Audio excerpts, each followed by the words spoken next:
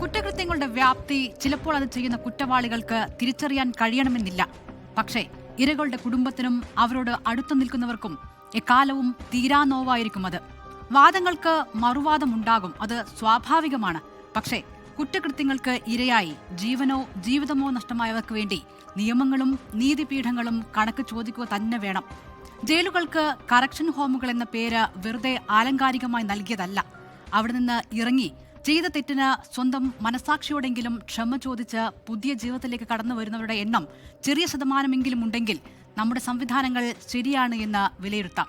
തുടങ്ങാം CD24ന്റെ പുതിയൊരധ്യായം.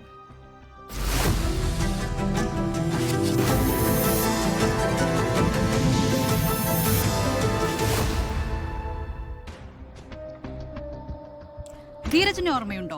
ധീരജ് രാജേന്ദ്രൻ 2022 ജനുവരി 10 ഇടുക്കി എഞ്ചിനീയറിംഗ് കോളേജിലെ SFI പ്രവർത്തകനായിരുന്ന Dheeraj രാജേന്ദ്രനെ youth Congress പ്രവർത്തകർ കുത്തിക്കൊലപ്പെടുത്തിയത്. കോളേജ് യൂണിയൻ തിരഞ്ഞെടുപ്പുമായി ബന്ധപ്പെട്ട സംഘർഷത്തിനിടെ ധീരജിന്റെ നെഞ്ചിൽ യൂത്ത് കോൺഗ്രസ് പ്രവർത്തകൻ നിഖിൽ പൈലി കത്തി കുത്തിയിറക്കുകയായിരുന്നു. കേസിൽ അടുത്ത വർഷം ജനുവരി 19 സാക്ഷിവിസ്താരം ആരംഭിക്കും.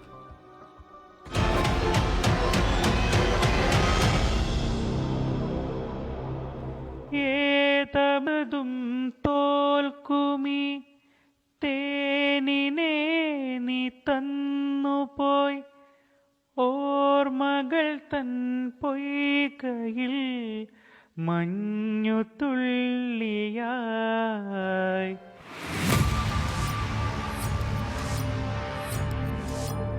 A budding computer engineer Dheeraj Rajendran തൻ്റെ ഇൻസ്റ്റാഗ്രാം പ്രൊഫൈലിൽ എഴുതിയിരുന്ന വാക്കുകളാണിത്. ഒരുപാട് പ്രതീക്ഷകളുമായി ഇടുക്കി എഞ്ചിനീയറിംഗ് കോളേജിലേക്ക് വണ്ടി കയറിയ കണ്ണൂർകാരൻ കലാലയ രാഷ്ട്രീയത്തിൽ സജീവമായിരുന്നു. അന്ന് 2022 ജൂൺ 10 കോളേജ് യൂണിയൻ തെരഞ്ഞെടുപ്പ്. അവിടെയുണ്ടായ സംഘർഷത്തിലാണ് യൂത്ത് കോൺഗ്രസ് പ്രവർത്തകൻ ധീരജിന്റെ നെഞ്ചിൽ കത്തി കുത്തിയിറക്കിയത്. പ്രതി യൂത്ത് കോൺഗ്രസ് വാഴത്തോപ്പ് മണ്ഡലം പ്രസിഡന്റ് നിഖിൽ പൈലി.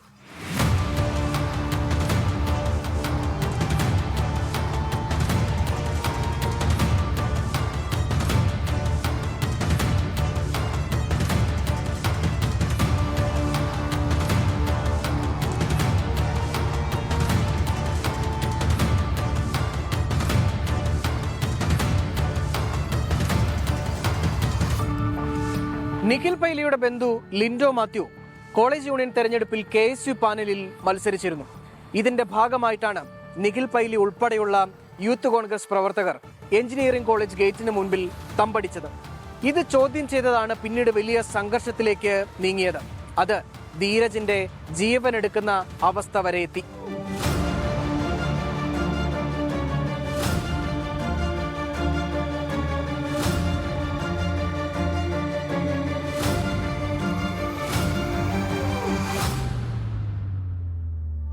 ഇലക്ഷന് മുൻപ് പ്രശ്നങ്ങളൊന്നും ഇല്ലായിരുന്നു. വളരെ സമാധാനപരമായിട്ടാണ് നമ്മുടെ ഇലക്ഷൻ്റെ ക്യാമ്പയിനിങ്ങും മീറ്റ് ദ കാൻഡിഡേറ്റ്സ് പ്രോഗ്രാമും എല്ലാം നടന്നത്. ചെറിയ പരാതികളൊക്കെ കിട്ടിയത് ഗ്രീവൻസിൽ പരിശോധിച്ചു സമാധാനപരമായി തന്നെ തീർക്കുകയും ചെയ്തു. ഈ ഇലക്ഷൻ 1 മണി വരെ പോളിങ്ങും സ്മൂത്തായിട്ട് തന്നെ നടന്നു. അതിനുശേഷമാണ് പുറത്ത് എന്ന് വെച്ചാൽ നമ്മുടെ ഗേറ്റിനും പുറത്ത്, ഗേറ്റിൽ നിന്ന് ഒരു 100 മീറ്റർ ദൂരെയായിട്ട് പുറത്ത് എനിക്ക് തോന്നുന്നു ആൾക്കാരുണ്ടായിരുന്നു എന്ന്. അതാണ് നമ്മളിപ്പം സംശയിക്കുന്നത്. കാരണം ക്യാമ്പസിനകത്തേക്ക് എക്സ്റ്റേണൽ ആരും കടത്തി വിട്ടിരുന്നില്ല. വരുന്ന ഓരോ ആളുടെയും ഐഡൻറ്റിറ്റിയൊക്കെ നോക്കി തന്നെയാണ് കയറ്റിയിരുന്നത്. അകത്താരും അങ്ങനെ പുറത്തുനിന്നുള്ള ആരും ഇല്ലായിരുന്നു. പക്ഷേ ഇവർ പുറത്തേക്ക് ഇറങ്ങിയതിന് ശേഷം ക്യാമ്പസിൽ നിന്ന് കുറച്ച് ദൂരമായിട്ട് വെച്ചാൽ ഒരു ജില്ലാ പഞ്ചായത്തിൻ്റെ ഗേറ്റിൻ്റെ അടുത്ത് വെച്ചാണ് ഈ പ്രശ്നങ്ങൾ ഉണ്ടായത്.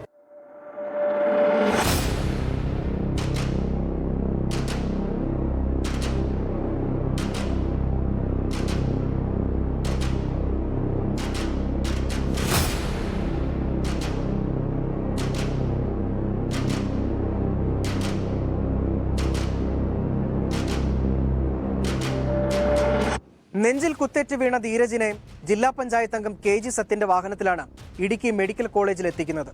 അവിടെ എത്തിയപ്പോഴേക്കും മരണം സംഭവിച്ചിരുന്നു. ധീരജിനൊപ്പം 2 വിദ്യാർത്ഥികൾക്കും അന്ന് പരിക്കേറ്റിരുന്നു. ഈ സംഭവം നടന്നതിന് പിന്നാലെ പ്രതികളായ KSU യൂത്ത് കോൺഗ്രസ് പ്രവർത്തകർ സ്ഥലത്ത് നിന്ന് ഓടി രക്ഷപ്പെടുകയായിരുന്നു.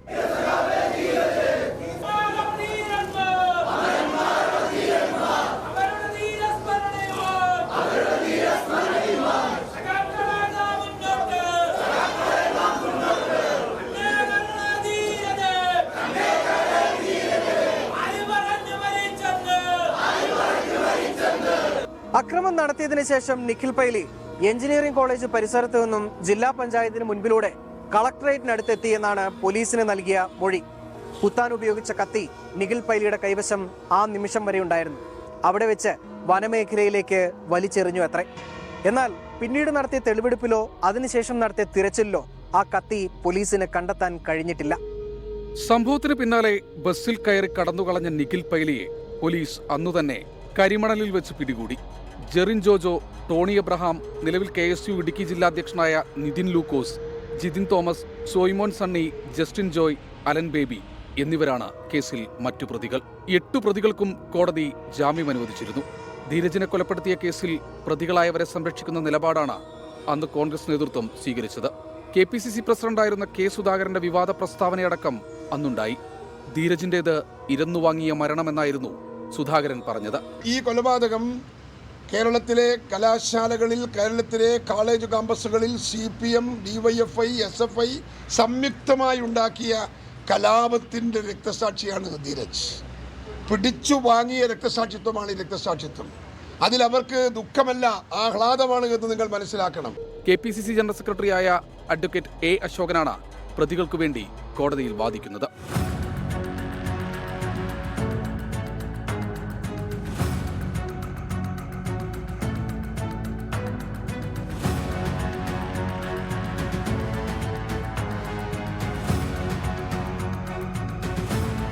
കേസിലെ പ്രധാന തെളിവായ കുത്താൻ ഉപയോഗിച്ച കത്തി കണ്ടെത്താൻ കഴിയാത്തത് കോടതിയിൽ തിരിച്ചടിയാകുമോ എന്ന സംശയമുണ്ട്. അഡ്വക്കേറ്റ് പ്രിയദർശൻ തമ്പി പ്രോസിക്യൂട്ടറായ കേസിൽ 2026 ജനുവരി 19 മുതൽ സാക്ഷി വിസ്താരം തുടങ്ങുകയാണ്.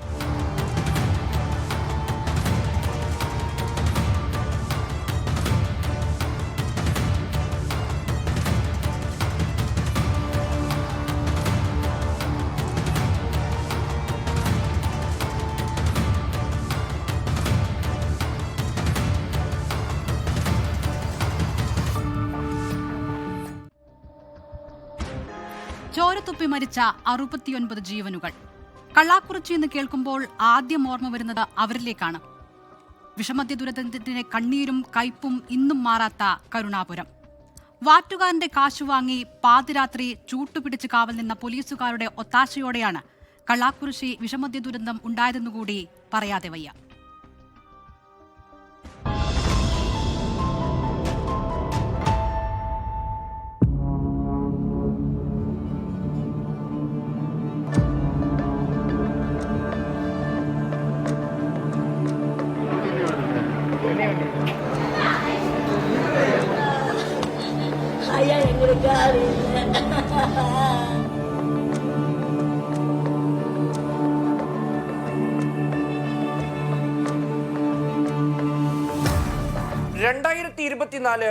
ജൂലൈ 19 സമയം ഏതാണ്ട് വെളുപ്പിന് 4 മണിയോട് അടുക്കുന്നു. കള്ളക്കുറിച്ചി മെഡിക്കൽ കോളേജിലേക്ക് ഒരാൾ കടന്നു വന്നു. ഡോക്ടർ, എനിക്ക് കഠിനമായ വയറുവേദനയാണ്. ഇന്നലെ രാത്രി മുതൽ വലിയ തരത്തിലുള്ള അസ്വസ്ഥതകളുണ്ട്. ഞാൻ ഇന്നലെ അല്പം ചാരായം കഴിച്ചിരുന്നു. ഡോക്ടർമാർ പരിശോധന ആരംഭിച്ചു, മരുന്നുകൾ നൽകി. ഏതാണ്ട് 6 മണിക്കൂർ ശേഷം രാവിലെ 10 മണിയോടെ പ്രവീൺ എന്നു പേരുള്ള പെയിന്റിംഗ് തൊഴിലാളിയായ ആ 28-കാരൻ ആശുപത്രി കിടക്കയിൽ വെച്ചു മരിച്ചു. വരാൻ പോകുന്ന വലിയൊരു ദുരന്തത്തിന്റെ തുടക്കമാകുമതെന്ന് അന്നാരും കരുതിയില്ല.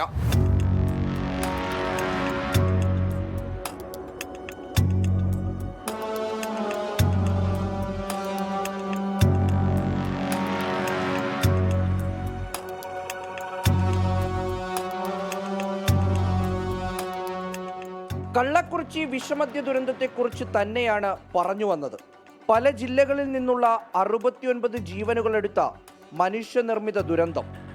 കരുണാപുരം എന്ന ഗ്രാമത്തെ കുപ്രസിദ്ധമാക്കി മാറ്റിയ കറുത്ത അധ്യായം. പ്രവീണിന്റെ മരണത്തിന് പിറ്റേ ദിവസം മുതൽ പല ആശുപത്രികളിലായി വയറിളക്കവും ഛർദിയും ബാധിച്ച് പലരും ചികിത്സയ്ക്കെത്തി.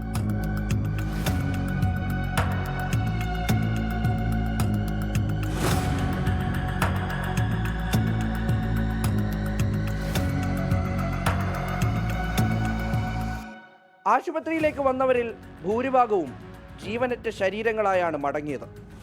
പലർക്കും കാഴ്ച നഷ്ടപ്പെട്ടു. മണിക്കൂറുകൾ കഴിയുമ്പോഴേക്കും ഇങ്ങനെ ആളുകൾ മരിക്കുന്നത് വലിയ ആശങ്കയായി മാറി. ഈ മരണങ്ങൾക്കൊക്കെ പിന്നിലെ കാരണം ഒന്നായിരിക്കുമോ?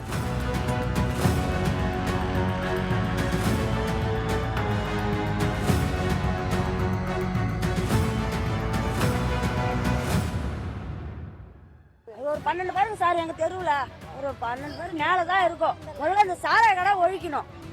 சாராய கடை இந்த கோட்டை கடை எல்லாமே மூணுங்க சார். எங்களோட எல்லாம் பாதிப்பாகி போச்சு. எங்கள் வீட்டுக்காரர் கூட 3 மாதம் அது இறந்து. சாராயம் குடிச்சுதாங்க சார், விஷ சாராயம் விற்கிறானுங்க சார். இல்லை உடஞ்சி வேற போலீஸ்காரங்க எதுவுமே கண்டுக்க மாட்டேங்கிறாங்க.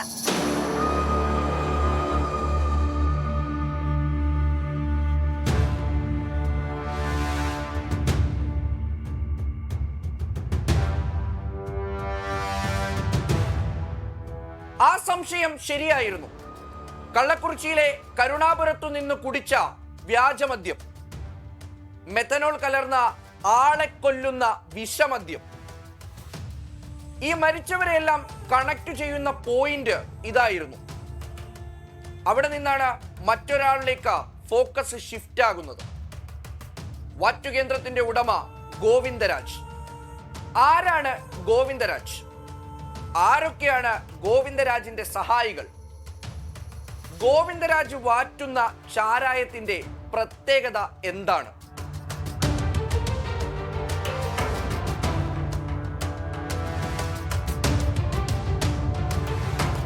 വ്യാജവാറ്റ് സംഘങ്ങളുടെ താവളമായ പ്രദേശമായിരുന്നു കൽവരായൻ മല. അവിടെ നിന്ന് വാറ്റുവാങ്ങി വെള്ളം ചേർത്ത് വിറ്റാണ് കണ്ണുകുട്ടി എന്നറിയപ്പെട്ടിരുന്ന ഗോവിന്ദരാജ് തൻ്റെ ഈ പരിപാടി തുടങ്ങുന്നത്. പിന്നീട് തനിയെ വാറ്റാൻ തുടങ്ങി. ഇടയ്ക്ക് വെച്ച് ചില പ്രശ്നങ്ങൾ കാരണം വാറ്റ് കരുണാപുരത്തെ സഹോദരൻ്റെ വീട്ടിലേക്ക് മാറ്റി. സഹായിയായി ഭാര്യയും കൂടി. കരുണാപുരം എന്നത് പൊതുവിൽ സാമ്പത്തികമായി പിന്നോക്കം നിൽക്കുന്നവർ മാത്രം താമസിക്കുന്ന ഗ്രാമമായിരുന്നു. ഗോവിന്ദരാജിൻ്റെ ബിസിനസ് ബുദ്ധിയാണ് അദ്ദേഹത്തിന്റെ വാറ്റ് കേന്ദ്രം ഇങ്ങോട്ടേക്ക് മാറ്റാനുള്ള തീരുമാനത്തിനു പിന്നിൽ. ஜென்ரேஷன் அவங்க வித்துட்டு தான் இருக்கிறாங்க. ஃபர்ஸ்ட் அவங்க அப்பா வித்தாங்க, இப்போ அவங்க விற்கிறாங்க. இது இன்னைக்கு நேற்று நடக்கல, இது வருஷ கணக்கில் அவங்கவுங்க வாங்கி வித்துக்கிட்டு தான் இருக்கிறாங்க. இவங்க வாங்கி குடிச்சிட்டு தான் இருக்கிறாங்க. இதை வந்து போலீஸ்காரங்களும் பார்க்குறாங்க, பார்க்குறாங்க, அவங்க காசு வாங்குறாங்க, வாங்கிட்டு வந்த வழியாக பார்த்துட்டு போயிடுறாங்க. யாரும் வந்து இங்கே வந்து அதை ஏன் விற்கிறீங்கன்னு கேட்கல. ஏன் வாங்கி நீங்கள் விற்கிறதுனால எல்லாரும் வாங்கி குடிச்சிட்டு அவங்கவுங்க உயிர் போகுதுன்னு யாரும் பேசவும் இல்லை. வராங்க, மாமூல் வாங்குறாங்க, வாங்கிட்டு அவங்கவுங்க வேலையை பார்த்துட்டு அவங்கவுங்க போயிடுறாங்க.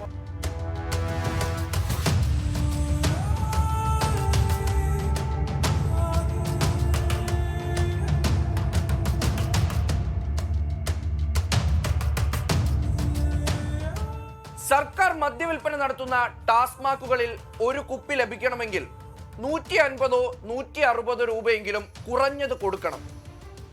അവിടെയാണ് ഗോവിന്ദരാജ് 50 രൂപയ്ക്കും 60 രൂപയ്ക്കുമൊക്കെ ചാരായം വിൽപ്പന നടത്തി തുടങ്ങിയത്. നിത്യേനെ 300 രൂപ മാത്രം വരുമാനമുള്ള സാധാരണ തൊഴിലുകളൊക്കെ ചെയ്തിരുന്ന അവിടുത്തെ ആളുകൾ പെട്ടെന്ന് ഗോവിന്ദരാജിലേക്ക് അടുത്തു.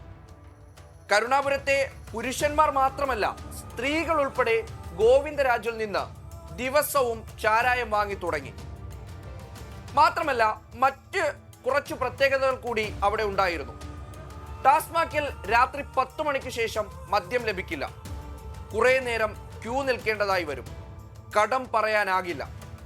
അവിടെയാണ് ഗോവിന്ദരാജിന്റെ വീട്ടിലേക്ക് എത്തിയാൽ ഏതു സമയവും നിങ്ങൾക്ക് ചാരായം ലഭിക്കും. കുറച്ചു പൈസ കുറഞ്ഞാലും അത് പിന്നീട് കൊടുത്താൽ മതി. ഇതൊക്കെയും തന്നെയല്ല, അതിനപ്പുറത്തേക്ക് ഗോവിന്ദരാജ് വാറ്റുന്ന ചാരായത്തിന് ഒരു പ്രത്യേക രുചിയാണെന്ന് പറഞ്ഞിരുന്നവർ പോലുമുണ്ട്.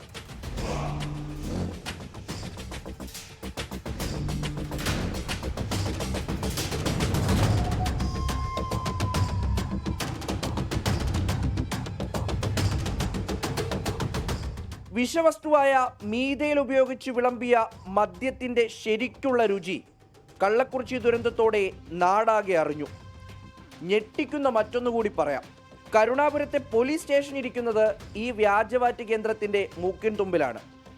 അങ്ങനെ തന്നെ വേണം പറയാൻ. കാരണം അവിടെ ഗോവിന്ദരാജ് പോലീസിനോടല്ല, അവിടുത്തെ പോലീസുകാർ ഗോവിന്ദരാജിനോടായിരുന്നു കടപ്പെട്ടിരുന്നത്.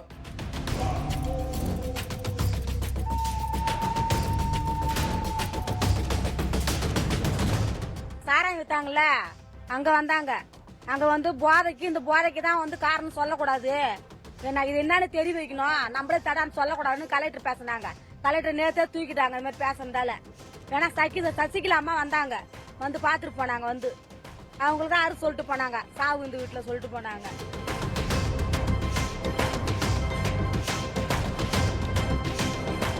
ഗോവിന്ദരാജിനെതിരെ ഒരു പരാതി ഉയർന്നാൽ അയാളുടെ മാസപ്പടി വാങ്ങുന്ന പോലീസ് അത് അപ്പോഴേ മുക്കും. പരാതിക്കാരെ ഗോവിന്ദരാജിന് കാട്ടിക്കൊടുക്കും.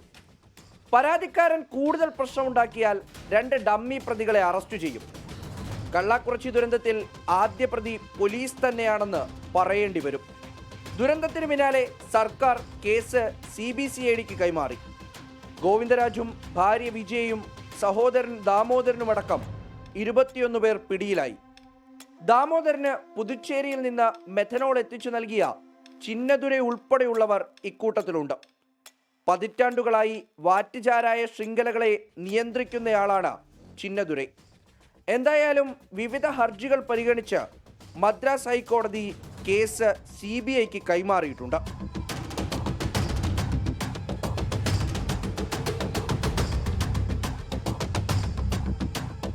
ഒരു വാറ്റുകാരന് പോലീസ് നൽകിയ താങ്ങും തലോടലും കരുതലുമൊക്കെയാണ് ഇത്രയും വലിയ ഒരു ദുരന്തത്തിൽ ചെന്നെത്തിച്ചത്. വിഴിപ്പുറത്തെയും ചെങ്കൽപ്പെട്ടിലെയും നീറുന്ന മാതൃകകൾ മുന്നിലുണ്ടായിട്ടും പോലീസ് പഠിച്ചില്ല. ഗുരുതരമായ അനാസ്ഥ, ക്രൂരമായ, അതിനപ്പുറം ഈ ഒരു ദുരന്തത്തിന്റെ ബാക്കിപത്രമായി കണ്ണു കാണാതെ തളർന്നു കിടക്കുന്ന നിരവധി മനുഷ്യർ ഇപ്പോഴുമുണ്ട്. ഒപ്പം കണ്ണീരുണങ്ങാത്ത 69 കുടുംബങ്ങളും. കേരള പോലീസിന്റെ അന്വേഷണ ചരിത്രത്തിലെ പൊൻതൂവലാണ് പാരമ്പര്യ വൈദ്യൻ ഷാബാസ് ഷെരീഫിന്റെ കൊലപാതകം തെളിയിക്കാൻ കഴിഞ്ഞത്. ഒരു മുടിനാരിൽ നിന്നാണ് ഈ കേസ് തെളിഞ്ഞത്. കേസിൽ 3 പേരാണ് കുറ്റക്കാരായിട്ടുള്ളത്. ഇവരെ കോടതി കുറ്റക്കാരെന്ന് കണ്ടെത്തി ശിക്ഷിക്കുകയും ചെയ്തു.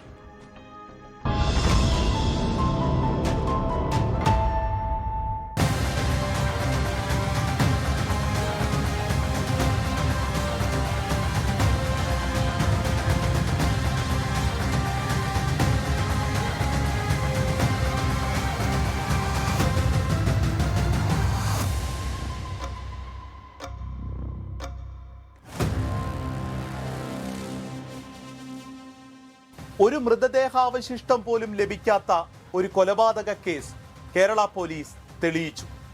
അതാണ് ഷാബാസ് ഷെരീഫ് വധക്കേസ്.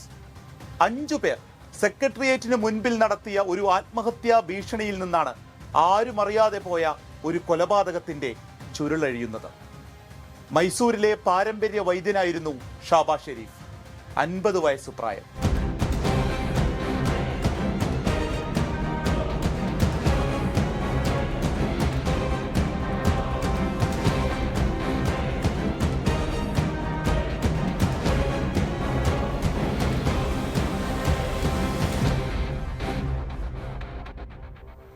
ഒറ്റമൂലിയുടെ രഹസ്യമറിയാൻ പാരമ്പര്യ വൈദ്യനായ ഷാബാസ് ഷെരീഫിനെ 2019 ഓഗസ്റ്റ് 1 മൈസൂരുവിൽ നിന്ന് ഒരു സംഘം തട്ടിക്കൊണ്ടുവന്നു. നിലമ്പൂർ മുക്കട്ടയിലെ ഷൈബിൻ അഷറഫിന്റെ നേതൃത്വത്തിലുള്ള സംഘമാണ് തട്ടിക്കൊണ്ടുവന്നത്. ഷൈബിന്റെ വീട്ടിൽ തന്നെ ഷാബാസ് ഷെരീഫിനെ ഒളിവിൽ താമസിപ്പിച്ചു. അതിക്രൂരമായ പീഡനത്തിനാണ് ഇരയാക്കിയത്. പക്ഷേ എന്നിട്ടും ഷാബാസ് ഷെരീഫ് ആ ഒറ്റമൂലിയുടെ രഹസ്യം ഇവർക്ക് പറഞ്ഞു കൊടുത്തില്ല. ഇതിന്റെ വൈരാഗ്യത്തിന് 2020 ഒക്ടോബറിൽ ഷാബാസ് ഷെരീഫിനെ കൊലപ്പെടുത്തി കഷ്ണങ്ങളാക്കി ചാക്കിൽ കെട്ടി ചാലിയാർ പുഴയിൽ തള്ളി. ഇതാണ് കേസ്.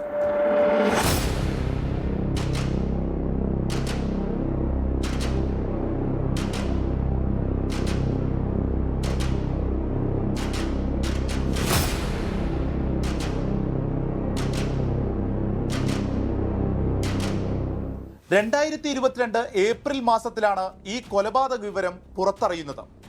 അതിന് കാരണം വളരെ നാടകീയമായ ചില രംഗങ്ങളാണ്.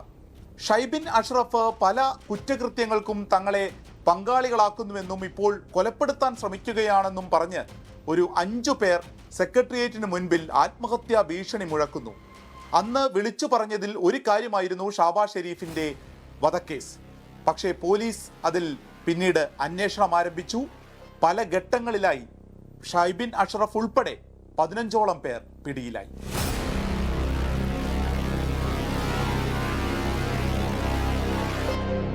മൂന്ന് വർഷം കഴിഞ്ഞിട്ടാണ് ഇതിന്റെ അന്വേഷണം തുടങ്ങുന്നത്. അപ്പോഴേക്ക് എന്ത് സംഭവിക്കുന്നു എന്ന് വെച്ചാൽ ഈ ടവർ ലൊക്കേഷൻ, CDR, അതുപോലെ തന്നെ ഈ ഗൂഢാലോചനയുമായി ബന്ധപ്പെട്ടിട്ടുള്ള ഭാഗങ്ങൾ ഇതൊക്കെ നഷ്ടപ്പെട്ടു പോകും. എന്നിട്ട് പോലും അവിടുന്ന് തട്ടിക്കൊണ്ടുവന്ന ആളെ അതേപോലെ ഐഡന്റിഫൈ ചെയ്ത ഈ മരിച്ച ഷാബാസ് ഷെരീഫിന്റെ ഭാര്യ, മകള്, പേരക്കുട്ടി തുടങ്ങിയിട്ടുള്ള ആളുകളുടെ ഒക്കെ തെളിവുകൾ വളരെ നിർണായകമായി ഈ കേസിനെ സംബന്ധിച്ചിടത്തോളം.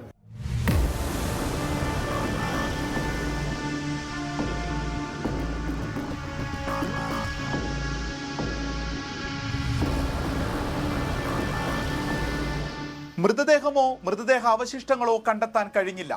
പിന്നെ എന്തായിരിക്കും ഈ കേസിൽ ഏറ്റവും നിർണായകമായ തെളിവായി മാറിയിട്ടുണ്ടാവുക? അത് ഒരു മുടിയാണ്. ഷാബാസ് ഷെരീഫിന്റെ മുടിനാര് ഷൈബിൻ അഷ്റഫിന്റെ കാറിൽ നിന്ന് അന്വേഷണ സംഘത്തിന് കണ്ടെത്താനായി. അത് പ്രത്യേകമായ ഒരു DNA പരിശോധനയ്ക്ക് വിധേയമാക്കി. ആ പരിശോധനാ ഫലമാണ് ഈ കേസ് തെളിയിക്കുന്നതിലേക്ക് എത്തിയത്.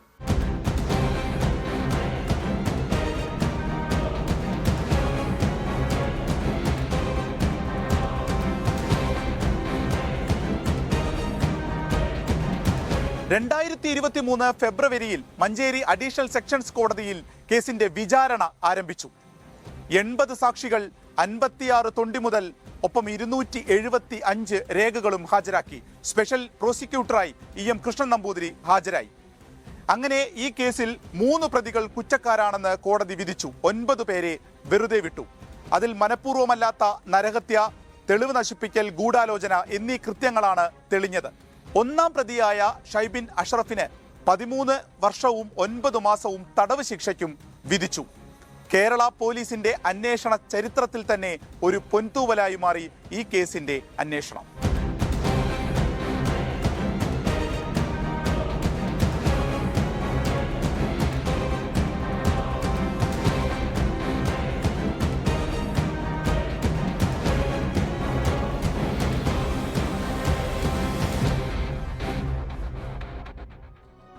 ലോകത്തെവിടെയായാലും ഏത് സമയത്തും 24 വാർത്തകളും ഓഗ്മെന്റഡ് റിയാലിറ്റി പാക്കേജുകളും എക്സ്പ്ലെയിനറുകളും വിശദമായി കാണാൻ ഞങ്ങളുടെ YouTube ചാനൽ നിങ്ങൾക്ക് സബ്സ്ക്രൈബ് ചെയ്യാം.